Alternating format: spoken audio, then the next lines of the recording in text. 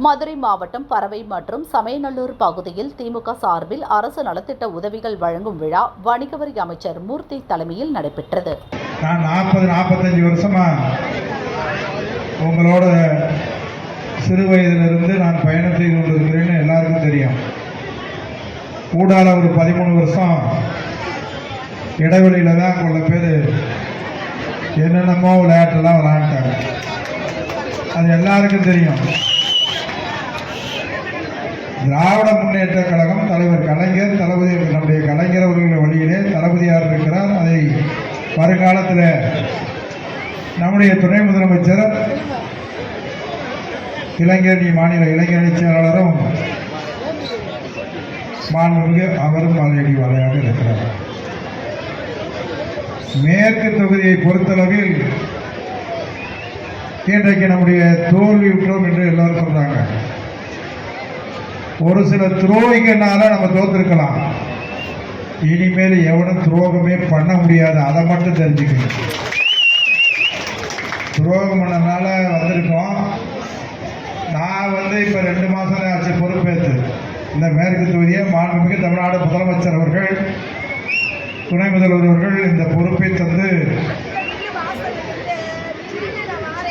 வேலை செய்ய பொறுப்பு தந்திருக்கிறார். அந்த பணியை நிச்சயமாக உங்களோடு சேர்ந்து நான் பணி செய்வேன். அதில் எந்த மாற்றமும் இல்லை. 2 மாசமா எங்கள் அண்ணன் மஞ்சவாடியா இருக்காரு. எங்கள் செல்லூர் ராஜன் இப்போ நான் வரையில டிவியில் எப்பா நீ பூமி பூஜை போட்டாலும் சரி, முதலமைச்சருக்கு நலத்திட்டம் கொடுத்தாலும் சரி, நீ என்ன செஞ்சாலும் செய்ய முடியாது. நான் அண்ணன் சொல்லிட்டு போறாரு. அவர் என்ன எனக்கு அண்ணன் தானே. நானும் விவசாய குடும்பத்தில் தான் பிறந்தேன். நானும் சாதாரண ஆள் தான். எனக்கு சின்ன வயசுலேருந்து நான் கட்சியோட கழகத்தோட எல்லாரையும் சமமாக நினச்சி நான் பணி செய்கிறவன். அதனால் இன்னும் எங்களுடைய மரியாதைக்குரிய முன்னாள் அமைச்சர் அண்ணன் செல்லூர் ராஜனை எவ்வளோ வந்தாலும் ஒன்றும் சொல்ல மாட்டேன். தேர்தலில் பார்த்துக்கிட்டு அந்த களத்தில் நான் என்னன்னு பார்த்துக்கிறேன். முதலமைச்சர் தலைவர் அவர்கள் 2026 கழக திராவிட மாடல் ஆட்சி செய்து கொண்டிருக்கக்கூடிய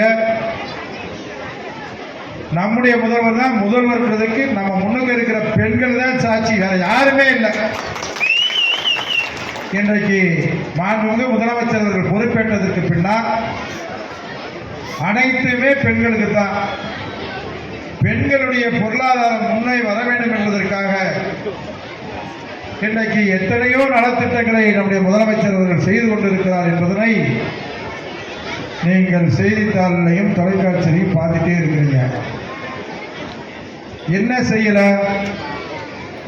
பெண்கள் இன்றைக்கு படித்து விட்டு திருமணமாகி விட கூட டிஎன்பிசியில் அரசு வேலைக்கு வந்துட்டு இருக்கிறாங்க.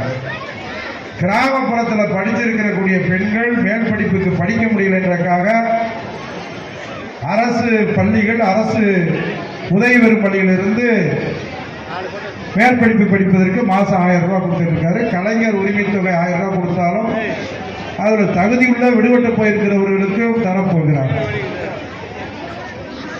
தனிப்பட்ட முறையில் நான் எந்த காலத்தில் யாரையும் விமர்சனம் செய்கிறது வழக்கமே கிடையாது. அதனால் இன்னைக்கு அப்படியே 10 பேர் 20 பேர் மீடியாக்கள் எத்தனையோ கேள்வி கேட்பாங்க. நான் ஒன்றும் பதில் சொல்றது.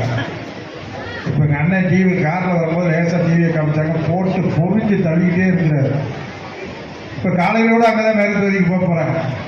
அந்த கம்மா என்ன வேலை பார்க்குறான்னு பார்க்க முடியாது. சொல்லுவார், எப்பா நீ இன்னைக்கு ஒரு ஆண் கக்கூசை தரப்பா, நாளைக்கு பெண்கள் கக்கூசை தரப்பா, அதுக்கு பூமி பூஜை போட்டுப்பான்றார். அண்ணன் நான் போட்டுக்கிட்டே பூமி பூஜை போட்டுக்கிட்டே இருக்கிறது. பொதுமக்களுக்கு மக்களுக்கு பணி செய்வதற்கு முதலமைச்சர் அவர்கள் என்ன செய்கிறாரோ அதை செஞ்சுக்கிட்டே இருப்போம். அது நீங்கள் அண்ணன் எப்படி வேணாலும் எடுத்துக்கோங்க. அண்ணனை பற்றி இன்னும் நாள் ஆக ஆக அண்ணன் என் மேலே அப்படியே பாசம் பொழிவீங்க. நீங்கள் என்ன வந்தாலும் உங்களுக்கு பதில் நான் ஒன்றுமே சொல்ல மாட்டேன். நீங்கள் அதனால் என்ன வேணாலும் என்னை வஞ்சிக்குங்க, என்ன வேணாலும் ஏசிக்குங்க. மக்களுக்கு செய்ய வேண்டிய பணியை முதலமைச்சர் அவர்கள் செய்ய சொல்லியிருக்கிறார். நிச்சயமாக அது தலைவருடைய முதலமைச்சர் பிறந்த நாளில் நலத்திட்டங்கள் கொடுக்குறோங்க. ஏங்க 1 மாத காலத்துக்கு முன்னுக்கு அவர் அண்ணன் இங்கே போட்டு வேட்டி சட்டை கொடுக்கலையா? ஏன் சாப்பாடு போடலையா?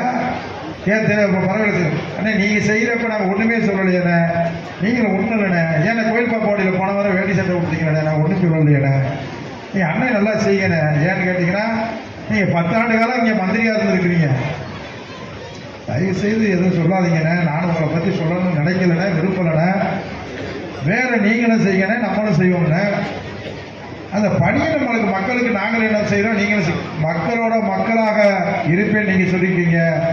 உங்களை விட நான் பிறந்து எனக்கு விவரம் தெரிஞ்ச காலத்திலிருந்து இன்னைக்கு என்னை பேர் சொல்லி வாடா வாடான்னு கூப்பிட்ற அளவுக்கு அத்தனை சமுதாய மக்களிடத்திலையும் இன்றைக்கு நான் விலகி கொண்டிருக்கிறேன் என்பது உங்களுக்கு தெரியாது.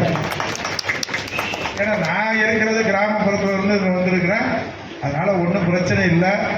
முதலமைச்சர் சார்பில் நலத்திட்டம் கொடுக்குறோம். ஆனாலும் கூட அண்ணன் தானே, அவர் எனக்கு மூத்தவர், ஒரு இயக்கத்தில் மாவட்ட கழக செயலாளர் இந்த மாதிரி அவரும் ஒரு 25 வருஷம் இருந்திருக்கிறாரு, எல்லாம் இருப்பார். அவர் உரிமையோடு என்னை திட்டுவதை எனக்கு ஏதோ இன்னும் வேலைப்பட கொடுத்துக்கிட்டே இருக்காருன்னு தான் நான் பெருமையாக நினைப்பேன். ஒழிய அண்ணன் திட்டுவிட்டார்னு பழைய மூர்த்தியாக நினைக்காதீங்க. சத்தியமாக கோவப்பட மாட்டேன். பழைய மூர்த்தியாக இருந்தால் நேரம் பதில் சொல்லிக்கிட்டே இருப்பேன். இப்போ நான் பதில் சொல்வதில்லை, செயல்வது மக்களுக்காக என்ன பணி செய்வது என்னன்றதை கேட்டுக்கிட்டே இருப்பேன். இப்போ பேரராஜ்ய தலைவரோட தான் நான் நண்பர் தான். ஆனால் அவர் மாற்று கட்சின்னு வரும்போது அவர் என்ன பணி செய்கிறாரு, நான் என்ன பணி செய்கிறேன்றது சொல்லிட்டாங்க. அதனால் அவருக்கு அவர் பணியை செய்யட்டும். நம்ம மக்களுக்கு முதலமைச்சர் குறிப்பாக என்ன வேணாலும் உங்களுக்கு விடுபட்டு போன 15 ஆண்டு காலம் செய்யாத அடிப்படை வசதிகளை பேரூராட்சி தலைவராக 3 முறை எங்கள் அண்ணன் இங்கே சட்டமன்ற உறுப்பினராக இருந்திருக்கிறார், அமைச்சராக இருந்திருக்கிறார். இந்த பறவை பேரூராட்சிக்கு விடுபட்டு போன எந்த பணியாக இருந்தாலும் நிச்சயமாக செய்து கொடுப்பார் நம்முடைய முதலமைச்சர் என்பதை மட்டும் நான் சொல்லிக் கொடுக்கிறேன்.